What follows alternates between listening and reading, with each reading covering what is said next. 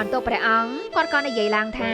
ព្រះអង្គទូបង្គំគឺអ៊ំហឹងដូដល់ពេលដែលធ្វើដំណើរឆ្លងកាត់ទន្លេឲ្យព្រះអង្គរឿងក៏បានបង្ហាញបកក្រោយបន្តិចដែលការពីយប់មិញនេះព្រះអង្គណូសានបានបញ្ជាឲ្យពូមេភូមិនឹងជាអ្នកបញ្ចប់ជីវិតរបស់ព្រះអង្គដោយផ្ទាល់ដៃព្រះអង្គគឺមិនចង់ស្លាប់ក្រោមដៃរបស់ពួកមនុស្សអាក្រក់ទាំងអស់នោះទេព្រះអង្គមិនចង់ឲ្យពួកគេសំតាមបំណងឡើយដោយព្រះអង្គមិនព្រមទទួលយកការស្លាប់ដែលពួកគេបានដាក់ឲ្យព្រះអង្គទេពូមេភូមិគាត់ឡើងអួលណែនទឹកភ្នែកហូរដូចជាទឹកទន្លេអញ្ចឹងនាពេលបច្ចុប្បន្ននេះវិញព្រះអង្គណូសានក៏បានយកខ្សែធ្នូហ្នឹងមកចងរួមនៅជុំវិញក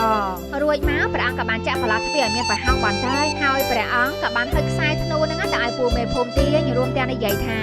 តោះពួកយើងចេញដំណើរទៅពូមេភូមិក៏ចាប់ផ្ដើមទាញខ្សែនោះទាំងទឹកភ្នែកហូរមិនឈប់ហើយគាត់ក៏ខំប្រឹងនិយាយទាំងអួលដើមក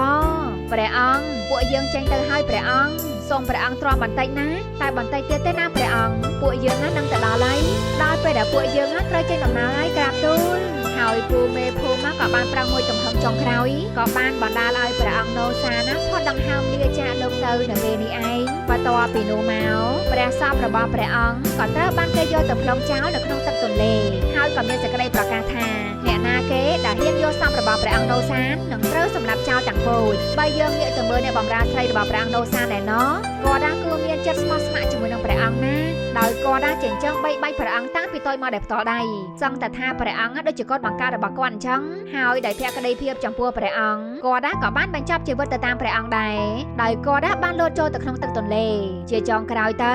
អ្នកដែលហ៊ានយកព្រះសពរបស់ព្រះអង្គណូសានយកទៅបញ្ចុះគឺជាពូមេភូមិហើយបើយោងទៅតាមឯកសារប្រវត្តិសាស្ត្រនៅខណៈពេលដែលអ្នករាល់គ្នាបានខាត់មិនឲ្យពូមេភូមិនឹងទៅយកសពរបស់ព្រះអង្គណូសានពូមេភូមិក៏បាននិយាយថាដើម្បីតែគ្រប់គ្រងនូវភាពសុចរិតភាពរងទុក្ខវេទនាគឺជាអ្វីដែលគាត់ស្ម័គ្រចិត្តទទួលហើយវាមិនមែនជាអ្វីដែលគាត់ខ្លាចឡើយលុះបាន